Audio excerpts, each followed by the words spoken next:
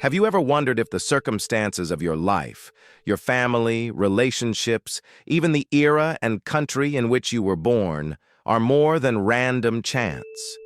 What if every detail, every challenge, and every connection is part of a larger, purposeful design? Imagine waking from a dream so vivid you mistake it for reality, only to realize what you thought was real was just another layer of the dream. Now consider the possibility that what we call death is not the end, but an awakening to a deeper reality. This idea, though unfamiliar or unsettling to some, is echoed in ancient spiritual traditions, philosophical teachings, and countless accounts of near-death experiences. They suggest that consciousness does not simply vanish with the end of physical life. Instead, it is released, continuing its journey on a new plane of existence. Understanding this concept can profoundly shift the way we approach life, loss, and the choices we make. Rather than seeing death as a final curtain, it becomes a transition, a comma in an ongoing story that stretches across many lifetimes. In this perspective, each soul, upon leaving the physical body, enters a transitional space. This is sometimes described as a cosmic waiting room, a realm where consciousness gradually adjusts to its new state. Here, the familiar constraints of time, anxiety, and attachment to material things begin to dissolve. However, this process is unique for each individual. The speed and ease with which a soul adapts depend on its level of awareness and understanding. In this transitional stage, fundamental choices arise. The soul is invited to reflect on the life just completed, to meet with spiritual guides or mentors, and to begin planning the next steps in its journey. Nothing is forced. The soul retains absolute freedom to decide what it needs in order to continue evolving. This freedom is at the heart of the process. The motivation behind every step is the soul's deep desire to grow, to expand its own light, and to learn from experience. Recognizing this reality can change everything. It brings a new sense of meaning to each moment. The pain of loss becomes more bearable, guilt can dissolve, and the fear of death that often paralyzes us is replaced by a profound respect for existence itself. Many imagine that at the moment of death, all problems and unresolved issues are instantly resolved. However, the awakening of the soul on the spiritual plane is often a moment of deep reflection and not always an easy one. Some souls, upon arrival in this new realm, feel lost or confused. They may become trapped in old patterns, lingering resentments, guilt, or attachments carried over from their physical life. Others may struggle to understand what they truly need to learn in order to continue evolving. This can create a kind of spiritual fog, where the soul feels stagnant and uncertain, much like waking up from an intense dream and not knowing exactly where you are. To help navigate this confusion, there is an essential process known as the life review. During this phase, the soul, with the guidance of wise and compassionate spiritual mentors, revisits the life just completed. The purpose is not to judge, but to understand. This is a loving and honest analysis of what was lived, what was learned, and what could have been done differently. It is often described as watching a movie of one's own existence, but with the added depth of feeling the impact of every thought, action. This moment of reflection is profoundly liberating. It allows the soul to clearly see its own limitations and potentials, to recognize the lessons it still needs to learn. With this new clarity, the soul can begin to plan its next steps. Knowing that this life review awaits can serve as a powerful call to live more consciously in the present. Every word spoken, Every act of love or indifference, every choice made out of courage or fear, all of it matters. Each decision echoes beyond the material world. It can be helpful to pause and ask, if you were to watch the movie of your life today, what would you feel? This question can serve as a compass, guiding future actions and choices. Rather than waiting for the spiritual plane to reflect on life's meaning, this reflection can begin now. At the end of the life review, the soul faces the task of planning its next incarnation. A common misconception is that the soul seeks a perfect existence, free from pain and challenge. In reality, growth occurs through experience, and the most powerful experiences often involve overcoming pain, learning forgiveness, and practicing unconditional love. The soul chooses its next mission based on what it still needs to balance, learn, or strengthen.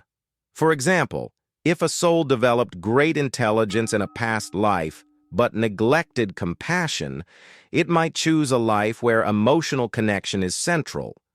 If pride was an issue, the next mission might involve humility. If fear dominated, the soul may seek out challenges that require courage. These choices are not punishments imposed from outside. Rather, they are loving decisions made by the soul itself, with the support of spiritual mentors. These mentors help the soul visualize possible paths, but the final choice always remains with the soul.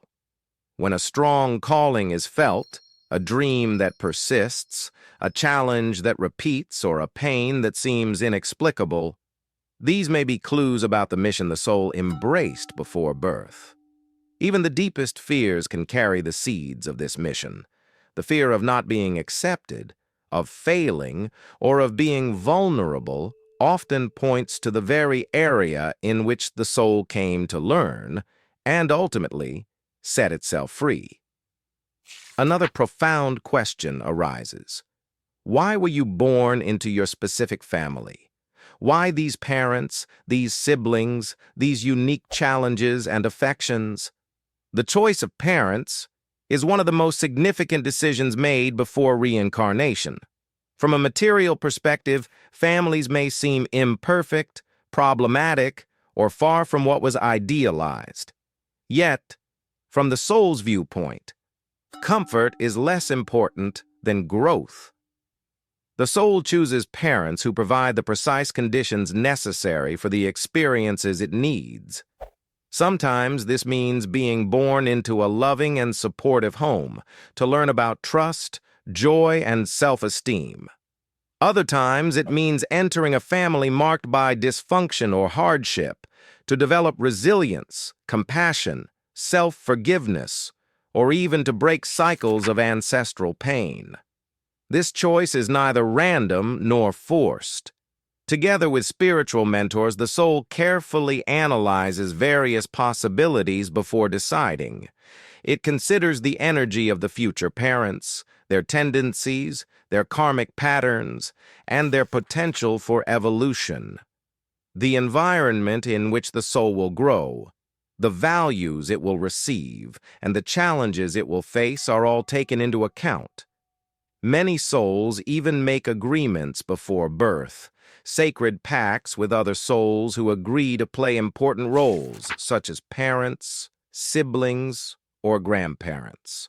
Sometimes these souls have known each other in previous lives, sharing deep bonds of love or mutual learning. When viewed through this lens, family becomes part of a larger evolutionary plan. Even if there are wounds or distances, hidden opportunities for growth are present.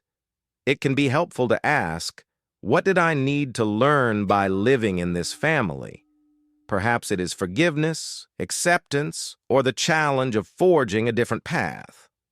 By letting go of the victim mentality and embracing the role of spiritual protagonist, it becomes possible to recognize the wisdom in the soul's choices. Honoring the place one comes from, not out of obligation, but out of awareness, can unlock immense inner strength and connect more deeply to true purpose. This perspective extends beyond family to encompass the broader environment of birth. Why were you born in this particular country, culture, or historical era? None of these details are accidental. Every aspect of the living environment is carefully chosen by the soul before reincarnation. Many people feel trapped by difficult realities, poverty, violence, inequality, or environments where values seem inverted. In the midst of such challenges, it is easy to see the world as unfair or senseless. However, from the soul's perspective, culture, country, and era are all settings for learning. The soul selects its environment as part of the script it helps to write. If compassion is needed, the soul may choose to be born where suffering is visible, calling for action. For those born in countries facing crisis, the mission may be to help build something new. For those in rigid or conservative cultures, the soul may have come to question patterns and open minds. In times of conflict, the task may be to serve as a point of peace amidst chaos. Presence in a specific place and time is never accidental. It is a living part of a greater plan. This brings us to the question of free will. If so much is chosen before birth, is there still room for choice? The answer is both liberating and empowering. Before birth, the soul maps out a plan, highlighting challenges, opportunities, and important encounters. However, this does not mean everything is predetermined. The plan is more like a roadmap than a script. Along the journey, there are countless opportunities to make choices, to take different paths, and to respond to circumstances in unique ways. Free will operates within the framework of the soul's plan. While certain lessons or encounters may be set, how one responds to them is always a matter of choice. This balance between destiny and free will allows for both structure and spontaneity, growth and creativity. Each decision made in the present moment can influence the unfolding understanding. This dynamic can inspire a more conscious approach to life. Rather than feeling trapped by circumstances or resigned to fate, it becomes possible to see each challenge as an opportunity for growth. The soul's plan is not a rigid script, but a living, evolving guide. By embracing both the structure of the plan and the freedom of choice, life becomes a creative process, a chance to shape one's destiny while honoring the deeper wisdom of the soul. Relationships, too, are part of this intricate design. Many believe that soulmates, those with whom there is a deep, inexplicable connection, are chosen before birth. These connections are not limited to romantic partners, but can include friends, mentors, and even adversaries. Each relationship offers unique opportunities for learning, healing, and growth. Sometimes, souls agree to meet in multiple lifetimes, helping each other evolve through love, challenge, or mutual support. The process of selecting soulmates and significant relationships is guided by the same principles as choosing parents or environments. The soul seeks out those with whom it can best fulfill its mission, learn essential lessons, or resolve unfinished business from previous lives. These connections are woven into the fabric of the soul's journey, providing both comfort and challenge as needed. Recognizing the purpose behind relationships can transform the way they are approached.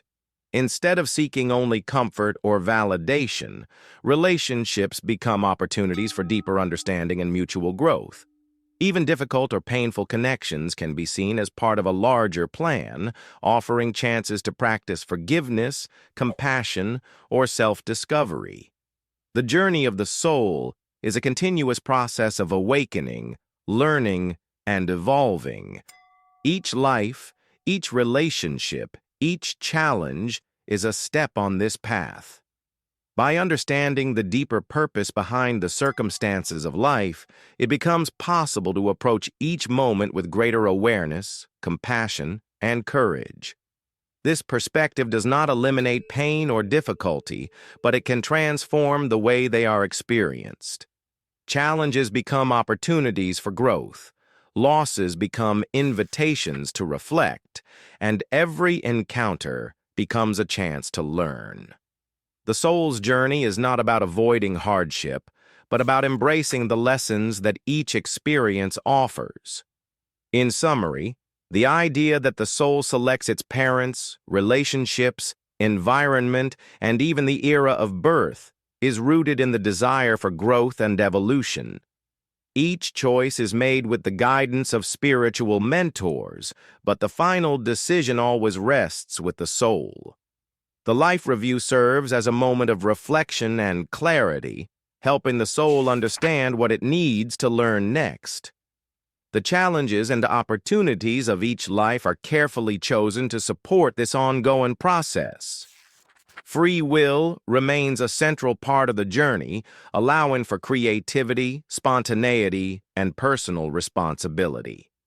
Relationships, families, and environments are all part of the soul's plan, offering unique opportunities for learning and transformation.